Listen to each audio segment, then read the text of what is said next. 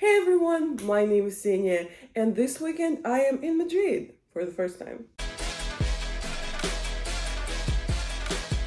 In this video, I'm gonna share with you guys my top 3 moments from my first ever trip to Madrid, which it is kind of wild in itself that this is my first time because I've spent a lot of time in Spain in my life, but this is the first time that I finally reached the capital, and this was a very eventful weekend. So without further ado, let's jump into it. Places, things, experiences that I highly recommend if you are in Madrid. Number 1, Prado Museum. If you are not familiar, the National Museum of Prado, is one of the most, if not the most, maybe a close second after Louvre, famous museum in the world. Art museum, fine art museum, obviously. I was super excited for this. Like, this was one of the things that brought me to Madrid. Like, this is something I really wanted to see. As you guys know, I really love art, and I've been to a lot of famous museums around the world. Been to the Guggenheim Museum in Bilbao, Tate in London. I've been to the Museum of Modern Art in New York. I am an art lover myself. We went to this museum, we bought the tickets online, which is, by the way, a very good call. Do this if you're going to Prado Museum, because if you don't, you're gonna have to stand in a long line. By the way, it was such a beautiful walk to the museum too. I'm sidetracking, but Madrid is a beautiful city. It's very green, the architecture is beautiful. You're gonna see a lot of cool things if you walk kind of like through the city center. Cool buildings. We went through the Plaza de Cibeles. It's one of the central landmarks. It has this beautiful palace that also has a museum in it, by the way. And at the time that we were there, they had a great pop art exhibition that included Andy Warhol, whom I love dearly, Keith Haring, Roy Lichtenstein, so all the founding fathers of pop art, which was amazing. I loved the exhibition. Anyway, we went to the museum. So it's a beautiful sunny day, and we're walking to the Prado Museum, which is quite literally one of the most famous museums in the world. So I am high-key very excited. I'm gonna take you guys along with me. And I'm not sure how much I can film in there, but I'll try to film the most I can. And so far, we're just walking down the streets of the beautiful Madrid. Look at this. Isn't this wonderful? And we saw the line of people queuing for the tickets, and we were promptly confirmed in our decision to get the tickets online beforehand. We're here. We're just gonna find the correct entrance, because I do want to see the pretty entrance with the columns and everything, so, and show you guys as well. So we're gonna try and find that. Looks like we get no pretty entrance. Looks like this is the entrance for us, because I'm a planner, so I got tickets online. So we're not queuing for tickets. Good background. So actually we had the tickets for 2 o'clock, but we showed up at 1, and it worked. They buzzed us in perfectly fine. We're inside. And almost immediately, almost in one of the first halls, I was told promptly that I am not allowed to film or take pictures. That I found later. Hello, this is the elevator, and I was told that I am not allowed to film. So everything you see is, well, I wanted to say illegal. It's not illegal, but not necessarily allowed.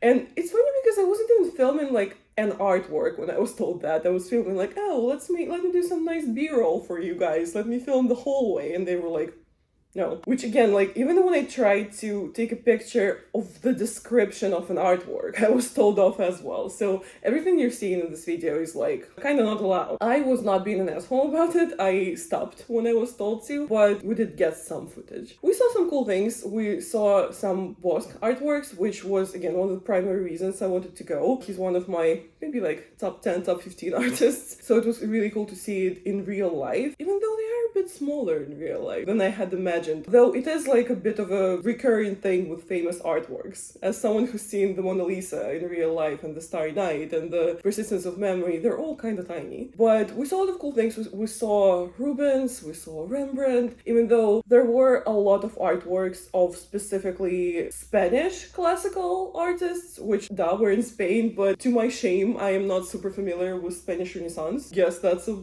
gap that I have to close, but I, unfortunately, not very familiar with that. One thing that I didn't quite like was that the signage on the walls was a little clickbaity, for the lack of a better word. Like, you would see signs saying, oh, Rubens this way, or Rembrandt this way, and you walk there and it's a huge hall full of different artists, different artworks, and you have to actively search for the one Rembrandt artwork that's in that hall. I mean, technically they didn't lie, but you know, if I'm completely honest, that was definitely not the best museum I've ever visited. I guess my expectations were just too high. I would say Louvre is, I wouldn't say better. I feel like better is not the word to use. It's bigger.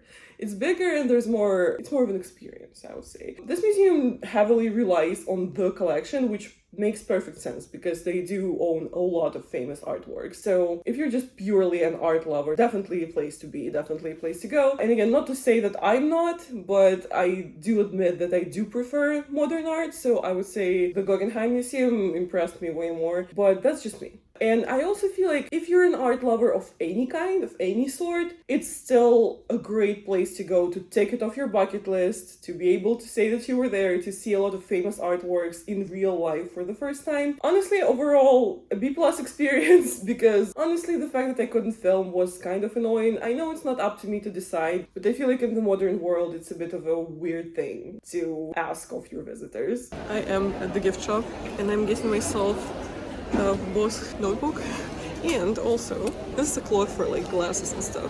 Just gonna put the garden on my glasses because that's the kind of person I am apparently. But I did grab an amazing ice cream on the way out, so it's a win.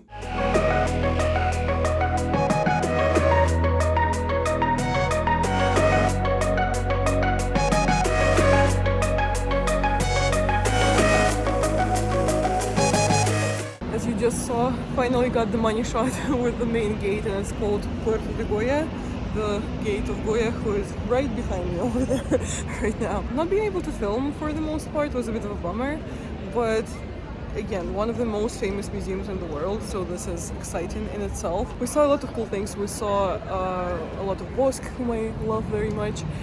We saw some Caravaggio. We saw a copy, the earliest copy of Mona Lisa that was ever created. So, all in all, great experience. If you're in Madrid, swing by. This, by the way, is a Bailey's chocolate-covered popsicle. Because culture is all cool, but you know how much I love food as well.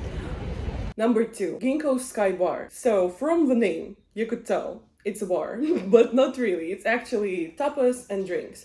Tapas is a traditional Spanish way of consuming snacks, I guess, and it actually originated from a Spanish tradition of covering your glass of wine with bread, optionally with something on it, so that like flies and debris don't get in. That's historically. Now it's more so the Spanish tradition of small snacks, shareable plates to have with your drinks. But this was not just a regular tapas bar. Thing is, it's located on the 12th floor in the heart of Madrid, in the very, very center, Plaza de España, the main place, the main attraction at the VP Design Hotel. And the views are insane. Like, the views alone are worth the visit.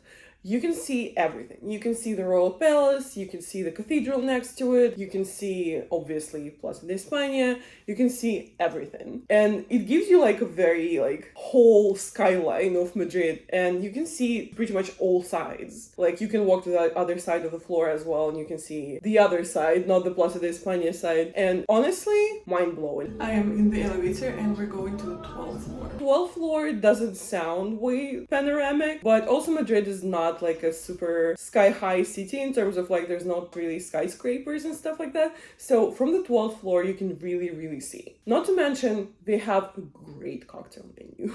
Super fancy drinks. I got myself the signature drink and I loved it. It was great. We are at Ginkgo Sky Bar. This is a Mediterranean/Asian fusion tapas and cocktails, and we are doing just that, having tapas and cocktails. But also I'm a bit of a sucker for cachaça-based drinks, but it was great. We got some tapas, we got the chicken gyoza, which were amazing.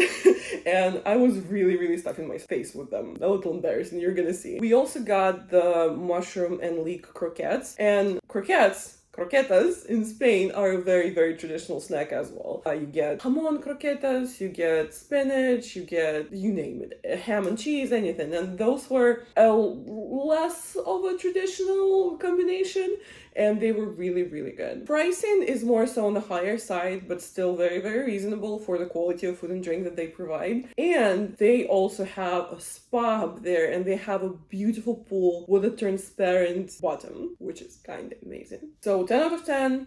Would recommend for a light midday snack and a drink, or for a night on the town, bar hopping. Highly recommend if you're in Madrid. And last but not least, number 3, the Madrid Derby. Soccer, football. I used to be a huge fan when I was maybe like 15 years old, which now is kind of wild to say because it's over 10 years ago. So I haven't been following really closely lately, but I still have the love of football in me. And we just so happened to be in town the weekend that the Madrid Derby was taking place, which is a La Liga game. La Liga is a Spanish league that is the primary league, is my home league that I was following when I was following. The Madrid Derby is Atletico Madrid versus Real Madrid. A huge game. It's like the second huge type of situation in the Spanish league after El Clásico, which is Real Madrid versus Barcelona. And I am a Barcelona fan, so it was a decision on who to root for. And I do say in the vlog part that it's my duty as a Barcelona fan to root against Real Madrid, which honestly, it's not always the case. Like, I wouldn't say that I'm that kind of fan. Like, I always try to stay away from any kind of negativity in all of my interests. I don't feel like rooting for one team has to result in you hating another team. Like, I just don't believe in that kind of thing. And maybe that's why I couldn't remain a football fan for long. Honestly, I have a lot of respect and a lot of good feelings for Real Madrid as well. Because primarily when I started watching football was during one of the World Cups, and I'm living in Spain for a big part of my life, and I obviously was rooting for the Spanish national team. And Spanish national team at the time, 12, 13 years ago, was pretty much 50% Barcelona, 50% Real Madrid. So like, how can I hate them again? But I decided to root for Atletico because, first of all, again, I wouldn't say I like them better, but I would say they have a very interesting composition as a team right now. So, it's cool to watch them. But also, they were the home team at this game. The game was at their stadium, the Metropolitano, not Santiago Bernabeu, which is a very famous Real Madrid stadium in Madrid, which is also tourist destination, so you go see that if you're into football when you're in Madrid. But anyways, they were the home team, so we kind of decided to root for them. Also a huge fan of their goalkeeper, Oblak, great goalkeeper, love that. So we had VIP/club section tickets, immaculate. Couldn't recommend it enough. We just got in, and we are in the VIP section, and the difference starts at the entrance. Like, it's immensely different.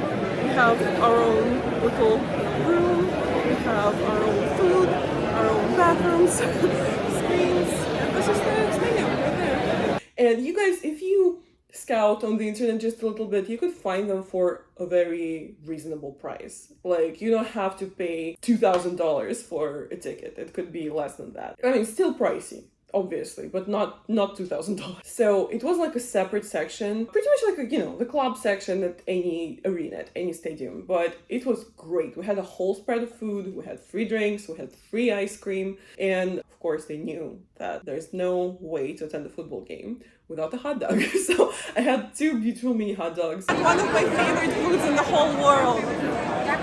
Hot dogs. Almost left without the onions, and I was like, wait. I see people with onions walking around. I gotta get simple. I had a donut which was actually really good too. It looked like one of those. Of course, I'm talking about food again. That's what you're here for, right? It looked like one of those like really basic packaged mini donuts, but it was really good. Like, the dough was great, the glaze was great, loved it. I also had a lobster roll. Very, very decent lobster roll. Could have been a little less bread heavy, but that was this. I had a ham and cheese sandwich, mini sandwich, like a finger sandwich. 2 glasses of Coke. They also had Russian salad in those like little like mini cones. I don't think I got it on video, but those were really cool too. Also, between the seats throughout the whole arena, there were stashed those like pieces of paper, I guess, or like cardboard that you were supposed to wave during like the introductions to make the stadium look all pretty, like striped, white and red, and like the bottom was blue, which looked really cool.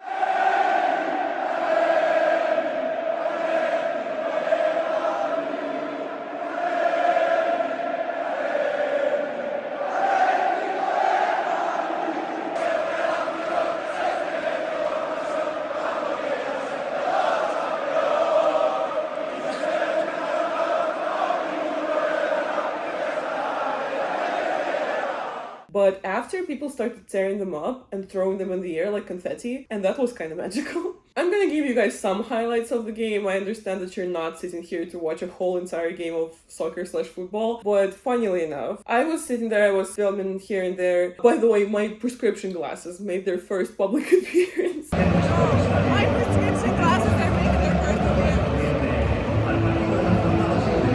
I'm seeing HD. I was looking in HD. How did I watch anything happening even remotely far away from me before I got glasses? I feel old. I'm almost 27. I have glasses now, but you know, it is what it is. I could see really, really well. So anyways, I was filming here and there, and I noticed that I'm filming every time there's a corner. I'm like, it's gonna be a highlight reel of just the corners. And I was like, you know what, let me not film this particular corner. And of course, that was when the first goal happened. You know, life. Anyways, Atletico, my team for the night, lost 1-2. But honestly, it was a great game. It was so much fun to watch, and I'm glad we did see, you know, moments, goals. Because, you know, if it would have been 0-0, like, what would the fun be in that? So I'm glad we got to see some goals. I'm glad we got to see some action, and it was really great. A great experience. Through and through, loved it. I love the culture of football in Spain, specifically. Because first of all, it is a family affair. You can see whole families with little kids, with grandmas, grandpas, all coming to see the game together. It's very endearing, very heartwarming. And actually, right in front of us, there were sitting a dad and his little kid, maybe like 7 years old max, and the kid was rooting for Atletico and the dad was rooting for Real Madrid, which was kind of funny to watch them interact. And whenever you go to a football game in Spain, even if it's not VIP, it's super safe, super friendly. No matter what team you're rooting for, no matter what jersey you got on, no matter, you know, whatever you do, how dark it is outside when you're walking, super safe. People are just happy. Like, people are not frustrated or mad necessarily about football in Spain. I said that and then I like backtracked in my mind. I was like, of course they are, like, because they were like booing the visiting Madrid players a lot and like the emotions were high. And then apparently I later found out there was some scandal about fan behavior before the game, which I had no idea happened when I was at the arena. Of course there's some people. There's always some people. There's always that guy, you know. But just generally, I'm telling you, if you're visiting Madrid, go see a game. Doesn't matter who you are. If you're a blown standard looking chick, you're gonna be perfectly safe. That's what I'm telling you. So honestly, amazing. Probably my favorite thing I've done this weekend. And I could not do without an honorable mention. Like, I had to mention it, I had to film it. So, we were at a mall, and I was like, I'm kind of hungry, I need a snack, and frankly, coffee. I say it as though it's caffeinated, it's not. You guys know I don't drink caffeine, but, you know, I wanted the coffee. So, we went to Dunkin', and I was ordering it, everything was fine, I got the coffee, I picked a donut, and then, when we were already paying, I realized that I didn't see something very, very important. The shelf said Ronkin, but by the look of it, I promptly realized it's a cronut. If you guys are not familiar, it's a beautiful thing invented by a French pastry chef. It's a cross between a donut and a croissant. It's pretty much like a layered, airy croissant dough in the shape of a donut and glazed like a donut. And it's frankly delightful. I admittedly only had it in one place ever. In Mallorca, there was this bakery that unfortunately closed down. So, like, besides that bakery, I've only seen those on the internet. But from what I've had and from what I know, they are delightful. So to see one at Dunkin', of all places, I was amazed. Please comment down below if it's a common thing, because I've never ever seen one at Dunkin' before. Not even in America, not where I live at all. So let me know if I'm wrong and if I'm just like reinventing the wheel right now. But I was amazed when I saw it. I had to get it. It was not maybe as good as the one that I had at my local bakery that closed down, because that one was like a solid 10 out of 10. Like, no notes. Perfect. This one was maybe just a tiny teeny bit on like a mass-produced side. Like, I don't even know how to word it, but something about the glaze was off. But also maybe it's because I'm a Krispy Kreme fan and I like their glaze, and I don't necessarily get glazed donuts at Dunkin' ever. So maybe that's why. Maybe I'm just not used to their glaze, but a solid 9 out of 10. And literally tell me, if cronuts at Dunkin' in Spain is a common occurrence, someone has to let me know, because I'll be living a whole different life. My quality of life will increase tremendously. So I had to film it, I had to try it. This is like a very classic looking cronut. Oh my god, okay. This is amazing. I mean, I wouldn't say 10 out of 10. Because the glaze is like a little like fruity, like not deep enough. But it's solid 9 out of 10. Look at this layer. Oh my god. The other donut that I got first was the black and white donut. It was really cool as well. It had 2 types of fillings, 2 types of glaze coating. It had a cookie on it. Also great, but not as special as a cronut. The one I got before, I noticed there was a crunking. This is the black and white one. It's good. I don't think I reached the feeling yet. This is actually a cookie. This is good.